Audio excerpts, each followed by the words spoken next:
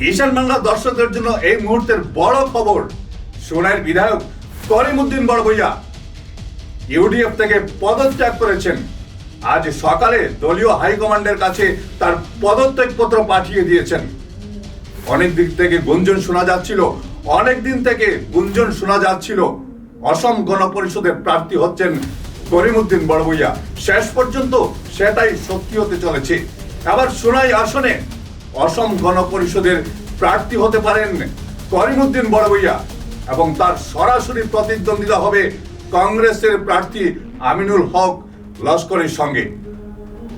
শুধু করিমউদ্দিন বড়ভূইয়া নন, ইউডিএফ এর বর্তমান বিধায়ক নিজামুদ্দিন চৌধুরীও ইউডিএফ থেকে পদত্যাগ করবেন বলে শোনা যাচ্ছে।